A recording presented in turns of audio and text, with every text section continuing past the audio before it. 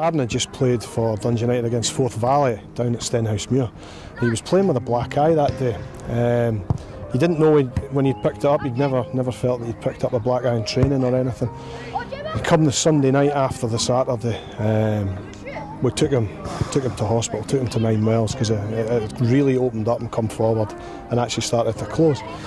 And at 9 Wells they put him on a week's worth of antibiotics, hoping it was just an infection of sorts. And then when that didn't do anything for it, further investigation happened and took a little biopsy.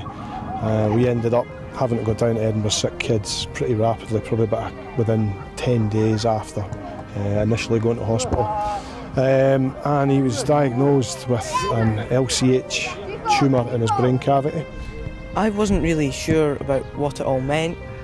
It only really sunk in when I got told that I'd be getting treatment for a year. And then I felt a little bit sad and a little bit knocked off my feet. Yeah, it is. It's really sad. It's really, you go through all the what ifs, what now, will he ever play football again? You know, it's just like, this could be it. You just never know.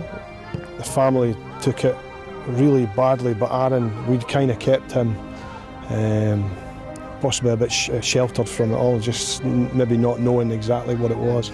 But it's just the fact that you see such a young boy, you know, that which, you know, fit, able, and then, he's just got this little thing above his eye, and the next minute he's in and he's been diagnosed having this rare tumour, and having to, get the 53 weeks chemo. So yeah, it was, devastating news for the boy himself and for his family first and foremost. And we, irrespective of Arran's ability as a football player, first and foremost we need to look after the person, and we need to try and do everything that we possibly can to help him and aid him and support him in any way we can, whether that would be training or speaking to people within the club. And I think that the football kind of goes to one side when you hear something like that. So that's what we looked at it, and make sure we'll just help him, support him in any way we can and as much as we can as well, and irrespective of how the football thing can just take a wee back seat at the moment. I then thought that I could still do my best to be as normal as I possibly can, and continue on playing football, going to school, doing what I've always done. And I think that really helped me continue and be normal as a kid. And in actual fact, I think football was more of a help for him through it all. He was able to continue on here, continue on with Dundee United, a bit of training, even a few bits of games as well, even when he was going through all of it. And we didn't really think about the end, that he might not have a career, but then you're always looking at his health. That comes first. It was a case of, look, we've got to get him well before he can even, or we can even start thinking about what might happen in the future. Yeah, and I got told I had to get an operation to get my port in, and that was when it really sunk in, because that's the only operation that I can remember me having. So I really was a bit scared of that one. 53 weeks of chemotherapy. He was just over a year from start to finish on chemotherapy until we got the all clear with his scans.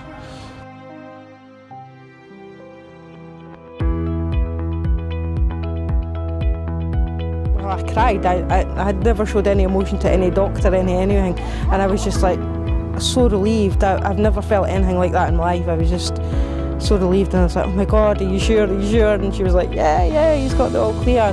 So an absolute wave of relief hits you. I think we'd been holding it together for about 14 months, from first original diagnosis to the all clear, and then I think I had a sore head for about 4 or 5 weeks.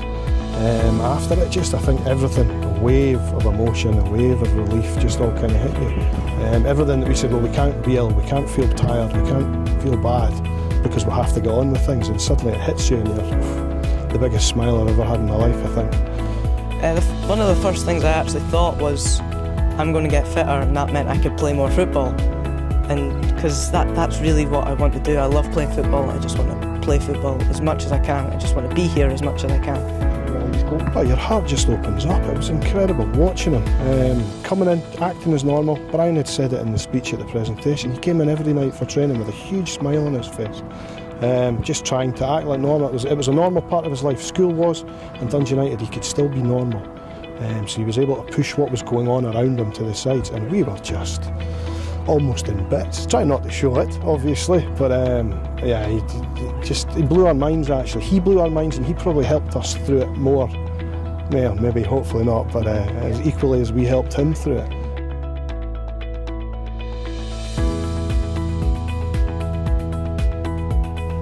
It was probably the first time I felt that I felt proud of myself, that I felt that I actually did do something over this year. I did work hard, I did improve myself, and it was really special for me. I wasn't expecting it, and I couldn't believe it when it happened. Yeah, it's weird because Arran's not really thought anything was wrong or whatever, and he didn't think he was doing anything out of the ordinary. Yeah, okay, he was ill, but he was still just trying to carry on as normal. But so he didn't think so. As a parent, seeing him going up and getting that award, it was just he actually said, "Oh my God, I'm so proud of myself," and it was just it actually put it all into perspective for him, because he was just like, "Wow, I actually maybe did do something," which was nice because obviously he has done something. He was beaming. You could see the pride coming out of him. He's an incredibly humble kid. He still to this point doesn't think he's done anything special. He just kept saying that to me, "Dad, I don't think I've done anything." The achievement of what he's done in this last 14, 15 months and done it with a smile on his face and just getting through it as if, yeah, everything's okay, no worries, we'll get through it. Because if you can get through that, I think you could just come over everything, because there's a lot of pushbacks. Obviously we're not silly, we know what Leiper Academy is like, so yeah, so giving us all a bit more of a drive, to be honest. Yeah, I know that once I've got through that challenge I've been through over this year, that any challenge that comes my way is nothing compared to what I've just done, so I feel I could go at it head on and get through the challenge and come out the other side better than what I was before it. It's given him more. I think it's given him more determination. Arran's quite laid back. He was just so we as parents were having to try and, you know, if you want this, you have to show it sometimes, because he's so laid back. So this has given him the wee push and the wee drive that he always has. So it was really the help that the club gave me.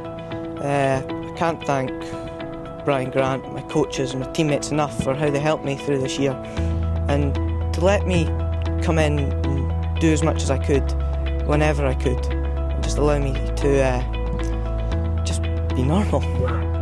It really helped me because it felt like there wasn't much wrong, and it felt like that I was going to play football, I was going to go to school. It just made me feel normal. It made me feel that I could continue and just be me.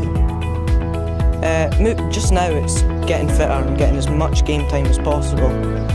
After that, well, who knows what can happen. I'm hoping to eventually break through the first team here, and then we'll see what happens from there. What Arran went through when from last February to this point, he's been on a roller coaster. To get that news, to then go into the chemo, the therapy, to not feel well, and still manage to come into training, and still want to come into training, still want to come and play, still want to be around about the boys. Never moaning, never grumbling, and it's one of those things where you look at the modern day footballer and you're thinking, here's a young boy who's what he's going through. And he's just getting on with it, and he just wants to play, he just wants to come and train, he just wants to be around about the boys, and we try to just help him in every way we can with that. So it's a testimony to the young lad's attitude and his commitment, his bravery. The guy is unbelievable. Arran is a humble, hard-working, happy individual who gets on with things with a big smile on his face, and he understands you get out what you put in. And he always has done that, and he's getting a lot out because I think he's put a lot in. Great kid.